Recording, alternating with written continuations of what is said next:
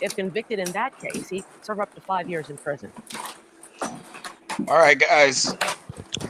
Opinions on that, guys. G-Herbo just got charged, and you know I don't know how much you guys know. I follow crime a little bit.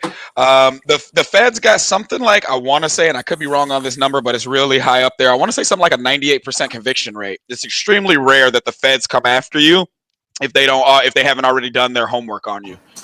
Um, Somebody said Polo G pop out at your party. That was a minute ago. That was Shannon Freeman. I don't know what that's in reference to. I'm assuming that I'm assuming that's it.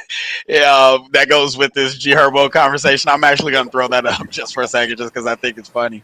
But didn't they say that they were tacking this on to some other charges that they already had against them? right. So here's what it is. They caught a scammer case, right? They caught a scammer case for card cracking and all this other shit that they're doing. Basically fraud, right? They caught the scammer case. But you know, with these Fed cases, these things take years. Right. So in the meantime, he obviously, I would imagine, I don't know any of the specifics of this guy's situation. I would imagine him being a person of a little bit more means, has the ability to fight the case a little bit better. And from what I'm understanding, the way that I heard it broken down, at some point the feds was asking him about the initial guy that they popped, and he said some along the lines of, I don't know, dude. I haven't had no communication with dude like that. I don't really know the cat. And you know, obviously it's the feds. They're gonna subpoena everything, all your phone records, all your social media. I don't really know the cat. And you know, obviously it's the feds. They're gonna subpoena everything, all your phone records, all your social media. They're gonna subpoena everything. So what it sounds like is he lied to them. They got the proof that he lied. Boom, hit him with a new charge on top of the scammer charges that he's already fighting. So, opinions on that. We're gonna go left to right. Picasso, you're gonna be first. Yeah, I hope he's the 2% that doesn't get convicted. That'd be cool. I don't give a fuck. He did what he did to get his bag. That's all. Fuck a Fed. I don't have any opinions there. Sandman, you would be next, sir. Any opinions on this? Man, I'm extremely disappointed. I feel for the young brother because he had opportunity to be bigger than what he's been. His career kind of reminded me of T.I. a little bit. Remember when T.I. first came out, I'm Serious, and then trap music came out, like, okay. Then Urban Legend is a fucking classic. I was seeing a progression with Herbo's music. And then, you know, now you got these cases, and when the feds come after you, bro, they solid. They will give you enough rope to hang yourself so they can make sure they have a conviction. When the feds get involved, it's a whole other ball game. I have a friend who worked for the FBI, and we talked about this case, and he was like, bro, it's deep. And they got so much shit, though. You know, they not even gonna offer a plea. You know, but you know, so it's unfortunate because he's a young black brother that has gotten the opportunity to remove his family from poverty, to build a legacy for himself and for his children, and now he might have to sit down for some years over what? Some identity theft. We just got to do better, man. We just got to do better, brother. It's so sad. I'm sad about it. I really am. I agree with you. I'm not necessarily sad about it. I believe that the situation is sad. I believe that it's extremely disappointing. I agree with all the points you made about this man putting himself in a position to move his family out of poverty. Now, a couple of comments that we're getting on the side. Shots at your brain. He's from Chicago, rapping about that. She was talking about Polo G. And that was in relation to our earlier comments about how we glorify this shit in media and music, and then be surprised when the kids actually act this shit out. She was saying fraud ain't that serious.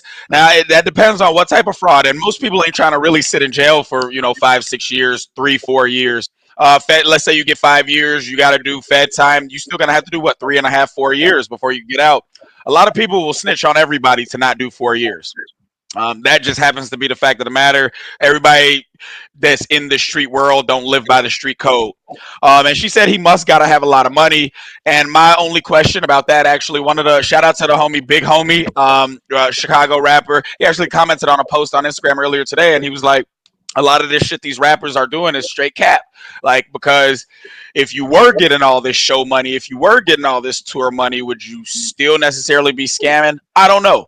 But it's actually on you. I was wondering, like, did this happen? I mean, recently? How far back does this go?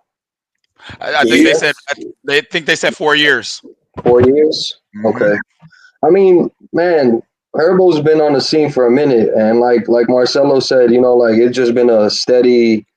I think you could hear it in his music, a progression. You know what I'm saying? And it's a dude that I'm, man, excited about having from Chicago. You know what I'm saying? I think he's a good representation. We recently spoke about him, and I think Dirk and I think it was Polo G actually that they bought the school, their old school, somewhere in Chicago. So it's like not only Did Polo G go to school with Dirk and Polo G? Dirk, Polo G, and I think it's them three. I could be mistaken on who it was, but I know Herbo was for sure a part of that. And so, I mean, man, it's sad to see that somebody who has a lot of influence, going back to what we're talking about with, you know, Chicago and, you know, the gun cases and the violence and whatnot. Like, it's a dude who could be talking to these kids and who would be perceived well, you know what I'm saying? And like you taking him off the street definitely is an injustice on a lot of different fronts, you know, not just his family, but it goes way further. So, you know, I hope it all gets resolved well, man. But yeah, if they got proof of him talking to dude that they're already investigating, it doesn't look good. Right. Now, Ken, we're on you, and then Darrell, and then we're gonna probably move on to another topic unless anybody else got something on this. But Ken, it's on you. All right, for sure. I feel like as far as this situation with him, man, it's a messed up situation. Doing this, you can't be just doing this and don't expect nothing to happen either. And another thing, you said somebody in the comments said like these rappers cap, and I agree. Either you rapping or you out there. You can't be doing both. The thing is, the rappers can talk about other things besides killing each other. You know what I'm saying? Or doing all this harm to other people and fraud. They can talk in their raps positive stuff and still make it sound good. But yet they not using it for that purpose. No, Ken. When they do that, then you're J. Cole and you get the boring memes. You get the boring memes, and don't nobody want to hear that woke shit. Exactly. But like I say, man, look, they artists at the end of the day, right? They can make it sound good and it can still pop, in my opinion. You feel me? But like I say, like if they got all this information on, bro, I mean, you do the crime, you do the time, but it is what it is. But like shit, people have to learn the hard way. A lot of people just gonna have to learn the hard way. You know, in the same way that people really like violence and sex and like TVs and movies and shit, so they like that same shit in the music aspect too. Yeah. So it's like, there's a lot of rappers that are doing that positive, you know, shit and making it sound good. But the shit that always I see that overshadows that is like the extremely negative, you know, shit that you can murder somebody to. I mean, it's both sides. Where like just stopping to make the music is not gonna just stop somebody from committing the crimes. You know what I'm saying? Like, or these actions. Like, it's music is an art form. Like, people will express themselves about whatever. Those people are not necessarily doing it. You know what I'm saying? Future famously said, like, yeah, I rap about Molly and lean and all this shit. I don't take none of that shit. You know, so it's like, where the consumer kind of has to wisen up and just be like, yo, like I can enjoy this on a entertainment basis. But check it out though. How many people really look up to these celebrities though? That's the killer part. Even though he's not doing it, but other people are out here actually killing it, like throwing away their lives, killing each other, actually doing these drugs because they believe that their favorite artist or actress or actors doing what they say they doing. But then again, they'll rap about it. But then again, go on the interviews like, I don't do all this. I'm pretty sure they don't let their kids watch their videos or promote that stuff to their kids. Cardi B just proved that a couple of weeks ago. She making WAP, and all these people got their kids out here listening to WAP. Yeah, we need a better community when it comes to raising the children of the community. You know what I mean? Because you have to be aware of what content that they're consuming. And you like, this is the whole monkey see, monkey do shit. Like, what did Cardi B say? Babies will see, like kids will see that shit. Think it's cool. Cardi B Yeah, WAP, I guess, was coming on. She was doing like a live stream or something. WAP was coming on, and her daughter walked in the room, and she cut it off and immediately picked up her daughter and took her out of the room. But it's really just to show she's okay with all of our kids listening to that shit, but she don't want her kids listening to that I shit. mean, but that's not necessarily To true them, it's either. not their fault. She did what she did as a parent. Why don't you do what you should be doing as a parent too? You know what I'm saying? Like, it's to Trust some and extent. believe, my son will never catch me playing Cardi B. No, I'm not saying you per se. I But know what you I'm meant, like, though. the average person who's like, "Oh, they're to blame." No, like we're all to blame for putting all these superstars and pop stars on this pedestal. Like that, that's what we gotta be. They're just entertainers. They don't live like that neither. You know. So it's like I don't know. The idolization is what gets me. Why do we as a society, so companies are only going to market to you what you're willing to buy, Right. right? Why do we as a society value that enough to continue to buy in? That's the Well, question. what are our options? Ignore that shit.